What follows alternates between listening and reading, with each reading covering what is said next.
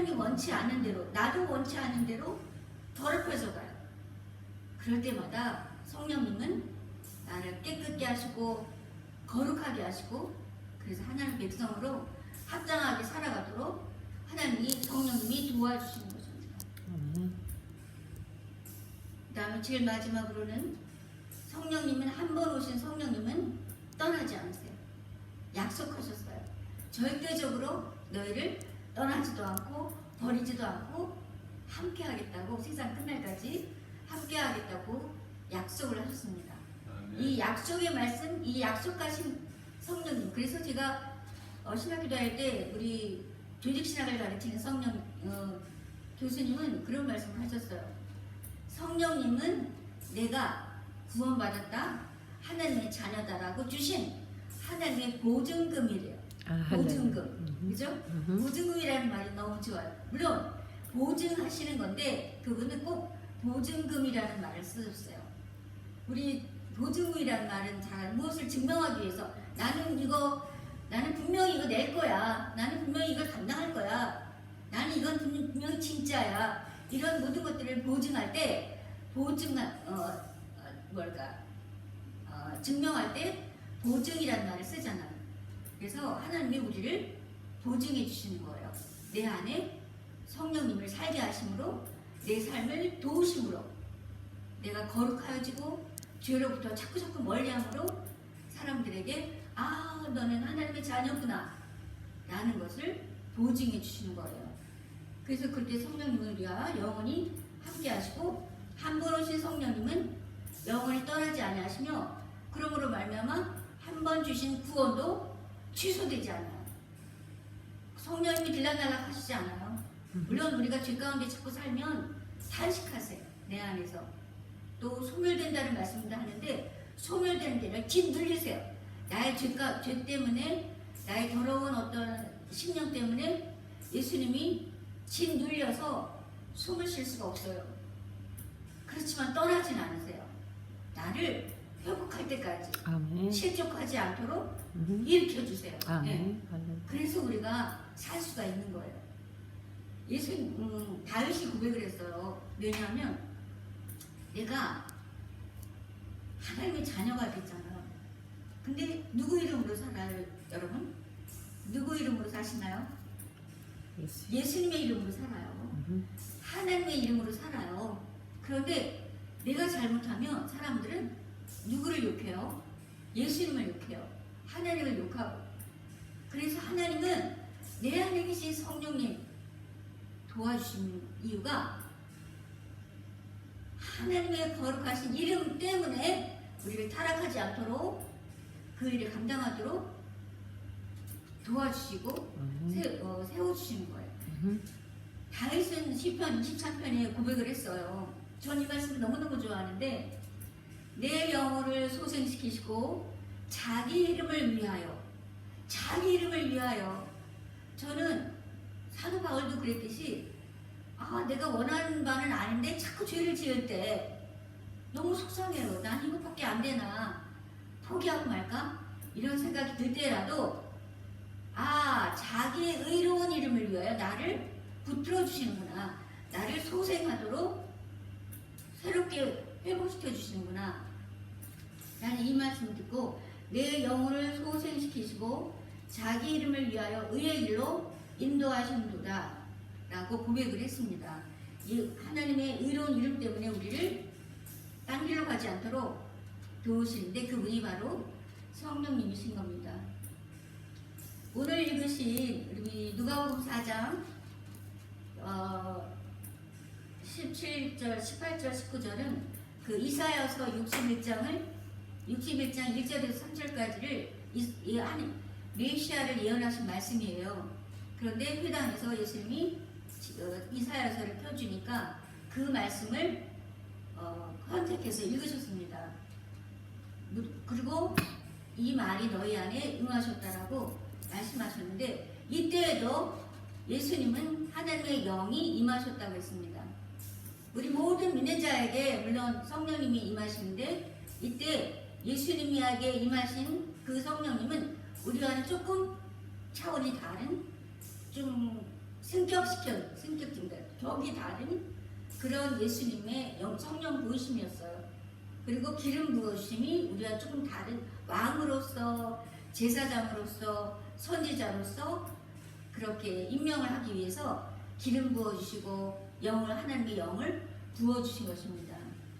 그래서 메시아적인 사명을 감당하기 위해서 하나님의 영을 부으시고 기름 부으신 것은 우리와는 조금 다른, 격이 다른, 승격된 그런 예수님의 사역을 감당하기 위해서 부어주신 것입니다.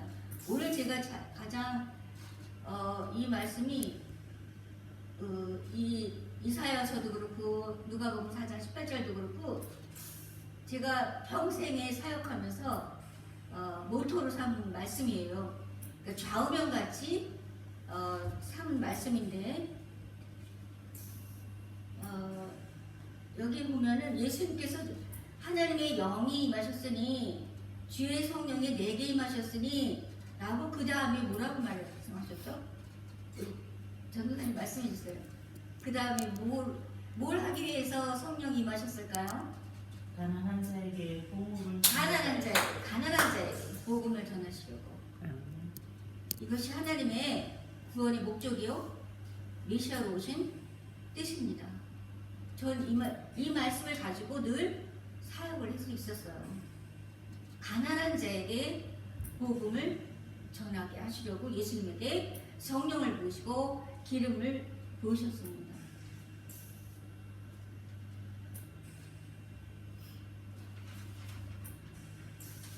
이렇게 하나님은 예수님께 하나님의 영을 부으셔서 가난한 자에게 복음을 전하게 하셨는데, 가난한 자, 하나님은 특별히 물론 인류 모두를 사랑하시지만 특별히 가난한 자를 너무너무 사랑하셨어요.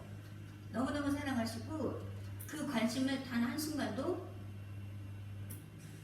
그러니까 잊은 적이 없으셨던 것 같아요.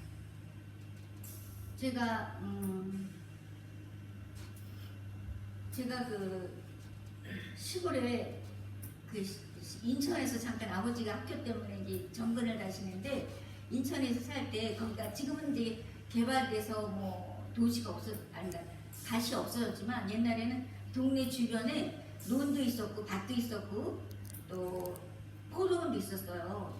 그런데 제가 이제 그때 잠깐 몇 살이었어 국민학교 초등학교 때였는데 동네 사람들이 막 아줌마들이 감자밭에 가자, 고구마밭에 가자 막 그랬어요. 근데 왜 그러냐면 주인이 그 고구마들이 추악하고 나머지를 다 안 걷어가 그냥 내려두는 거예요. 여러분 그런 거 경험하셨나요?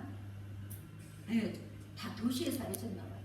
저는 이렇게 그럼 가면은 그냥 요만한 좁쌀만한 그 감자조림 해먹을 수 있는 조그만 것들도 막 긋지만 어쩌다가 캐보면은 큰 것도 막 걸려요.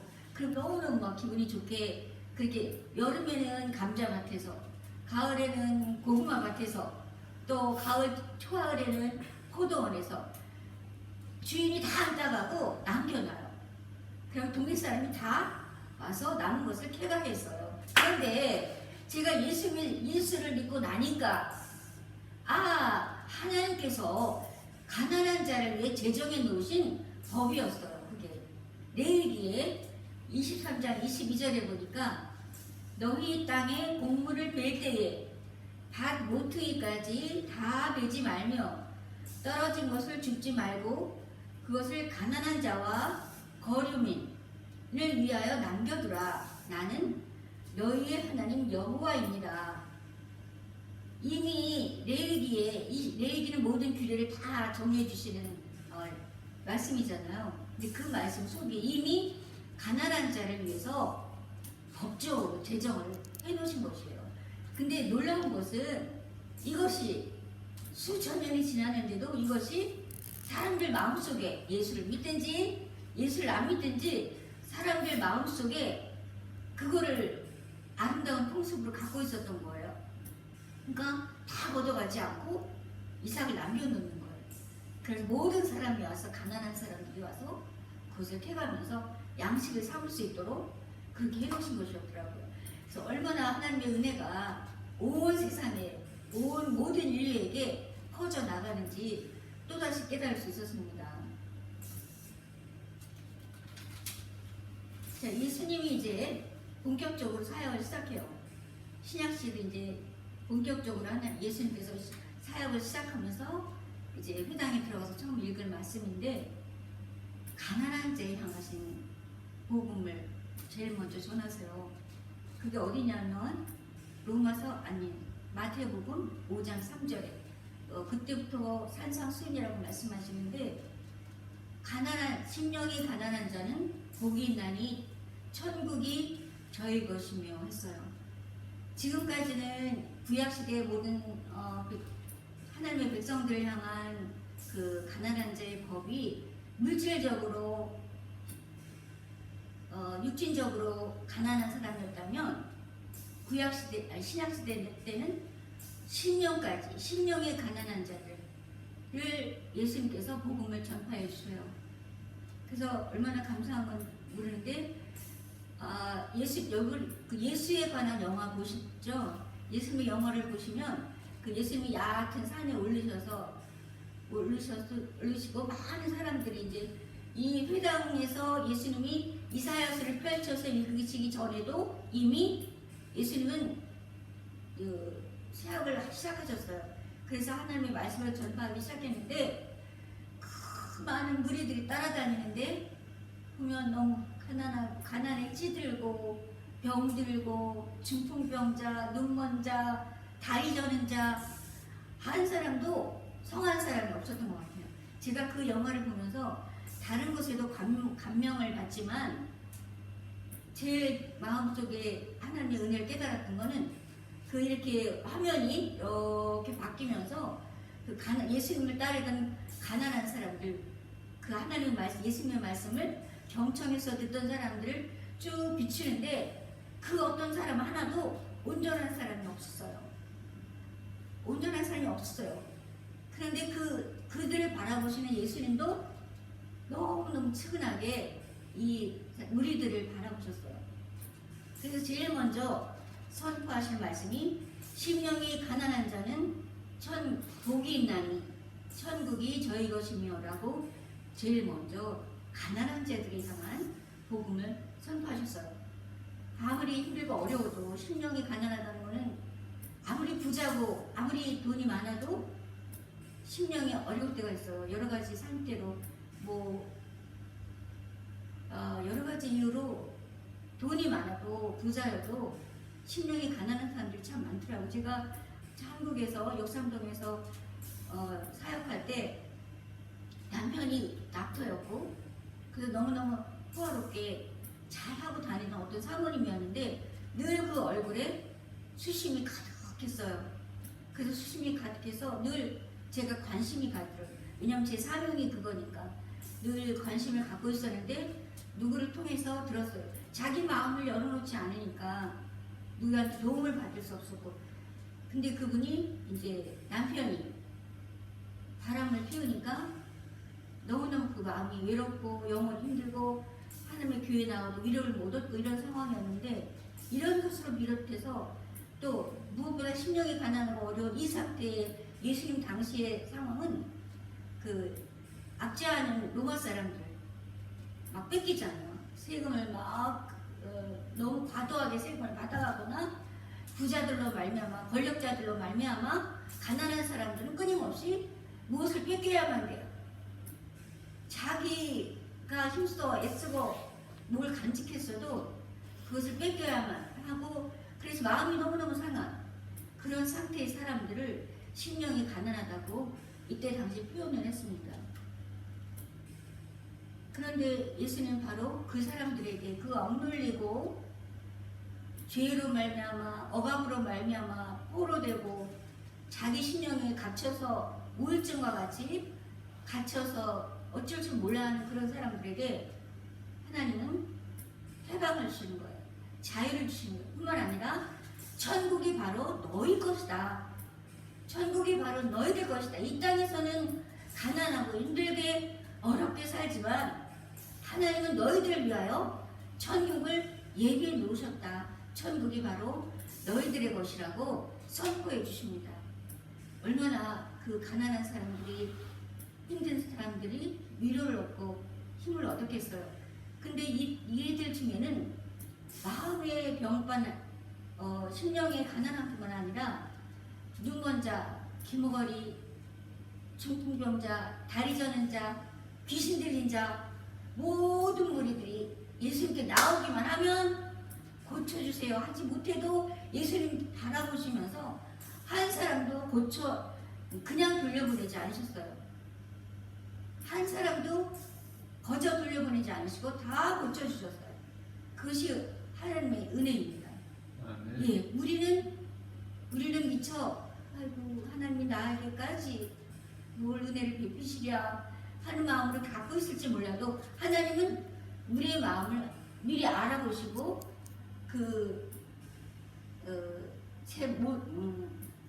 그러니까 다리 저는 사람, 또 신령한 목가인가요? 성전 미문에 있던 목가, 그 천사가 내려와서 물이 동할 때 넣어줄 사람이 없어서 다른 사람 다 들어와서 치료받고자 들어갈 때에도 그래서 안질뱅이는 못 들어갔잖아요. 근데 예수님이 찾아오셔서 물어보시잖아요. 그래서 나는 성전 천사가 내려와서 물이 동할 때에도 나는 도와줄 사람이 없어서 나를 데려갈 사람이 없어서 못 들어가고 있습니다 라고 할 때에도 예수님은 그를 치료해 주시고 낫게 해주시고 일어나 걸어가게 해주셨습니다. 이렇게 예수님이 가난한 자들을 향하신 그 관심은 그 전도사님 열정이 넘어서 굉장하신 것입니다. 한 사람도 그냥 보내지 않으시고 다 치료해 주셨습니다. 이런 하나님 예수님 앞에 우리는 나아오기만 해야 돼요. 예. 그다음에 눈먼 자에게 다시 보게 함이라는데 저는 영락교회에서 처음 신앙생활 할 때 그 메인 봉사를 한 적이 있어요. 오랫동안 메인 봉사를 했는데 처음에는 제가 이제 목소리가 좋다고 해서 책을 좀 읽어줄 수 있겠니? 뭐냐면 그때 지금 컴퓨터로 다 되는데 그때만 해도 컴퓨터가 발달이 안 돼서 일일이 책을 다 읽어서 녹음하고 그 녹음한 거를 맹인들한테 이렇게 대여를 해줬어요. 네, 거기서 녹음 도서관에서 도서실에서 봉사 좀 해달라 해서 갔는데 처음 그 녹음 그 봉사실에 갔더니 다 맹인이야. 나만 보는 사람이에요. 너 얼마나 울었는지 몰라 집에 와서. 근데 저뿐만이 아니라 다른 사람도 다 그랬대요. 그들을 처음 만난 날 그렇게 울 수밖에 없었대요. 나는 맹인이 그렇게 많은 줄 몰랐죠. 그래서 이렇게 근데 우리 예수님 마음은 좋아하지 않으셨을까? 그래서 눈먼 자를 보게 하시고 특별히 눈먼 자를 다시 보게 함을 전파하며 이거는 정말 맹인들에게는 희소식이 아닐 수 없어요. 그런데 이사야서 4장 16절을 보니까 너무너무 희소식인데 내가 맹인들을 그들이 알지 못하는 길로 이끌며 그들이 보질 못해요. 그래서 알지 못하는 내가 하나님이 맹인들을 그들이 알지 못하는 길로 이끌며 그들이 알지 못하는 지름길로 인도하며 아무기 그 앞에서 맹인 앞에서 광명이 되게 하며 굽은 길을 못 가잖아요. 굽은 길을 곧게 하며 그렇게 하나님은 맹인들을 다시 보도록 해주신다는 거예요. 그리고 버리지 않겠다고 말씀을 하십니다. 여러분, 육신의 맹인만 맹인인가요? 요한계시록에 보면 안약을 바르라고 할 정도로 영혼의 맹인인 사람들이 많아요. 저도 그랬고요. 이 말씀을 들으면서 제가 얼마나 은혜를 받았는지 나는 영혼의 눈이 멀어서 하나님의 뜻을 하나님의 길을 알지 못해도 하나님께서 성령님으로 길을 알려주시고 무엇보다 똑똑하고 지혜롭고 보는 사람보다 더 빨리 갈 수 있는 지름길로 인도해 주신다는 거예요. 얼마나 그 은혜가 감사한지. 아, 하나님이 가난한 자를, 각색 병든 자를 이렇게 사랑하시는구나 라고 제가 은혜를 받았습니다. 그리고 버리지 않겠다고, 램이라고 할지라도 버리지 않으시겠다고 말씀하고 계십니다. 이제 마침내 하나님은 가난한 자를, 하나님의 사랑을 예수님으로 하여금 주의 마지막 다 한번 19절 한번 다시 읽어볼까요? 4장 19절 다시 읽어볼게요. 주의 큰 소리를 한번 읽어볼게요. 주의 은혜의 해를 전파하게 하려 하십니다. 여러분, 주의 은혜의 해가 뭐죠? 주의 은혜의 해, 그냥 말해보세요. 주의 은혜의 해, 바로 희년, 그죠? 희년은 이제 막 희년이 오면 훌라파를 불며 선포를 해요. 야, 너희는 이제 고향으로 돌아가라, 가족으로 돌아가라, 너희들의 종살이는 이제 끝났다 선포해 주시는 거예요. 무엇보다 자, 가나안 땅에 들어갈 때 이스라엘 백성들이 출애굽해갖고 광야를 40년 지나서 가나안 땅에 들어가서 그 가나안 땅을 하나님께서 다 나눠주셨어요. 똑같이 나눠주셨어요. 근데 어떤 이유에서든지, 능력이 없든지 소질이 없든지 어떤 이유에서든지 뺏긴 거야. 빚을 지고 땅을 뺏기고 빚을 지고 내가 종살이로 남의 집에 가서 팔려갈 수밖에 없는 입장이 돼서 살게 된 경우가 있어요. 지금도 우리 모두가 하나님께서 가난할 걸 원치 않으시는데도 불구하고 누구는 너무너무 가난해, 나같이 지하실에 살면서 너무너무 가난하게 살거나 힘든 사람들이 많잖아요. 그러니까 하나님은 그거를 보고 그냥 버려둘 수가 없어. 그래서 희년을 만드셨는데, 희년은 7년이 안식이잖아요. 7년째가 안식일. 그 7년째 안식년이 7번, 7, 7이 49, 49년이 지난, 근데 49년째는 안식년이에요. 그럼 안식년이면 안 되니까 그 다음에 50년째 되는 날에 희년을 삼으셨어요. 희년을 제정하시고 그 제정한 그 해에 모든 종은 너희 가족에게로 돌아가라. 모든, 그러니까 뭐지, 농사에 소질이 없거나 뭐 농사가 잘 안 됐거나 여러 가지 일들로 어쩔 수 없이 다른 사람에게 팔 수밖에 없었던 그 땅도 다시 주인한 원래 주인, 하나님이 가나안 처음 들어갔을 때 주신 그 주인에게 돌려줘라 하면서 다시 가난한 사람도, 종살이하는 사람도 새 희망을 갖게 하시는 날이 희년인 것입니다. 근데 이 희년이 너희의 것이다, 너희의 가난한 사람들의 것이다 라는 것을 예수님이 오늘 선포해 주고 계신 것입니다.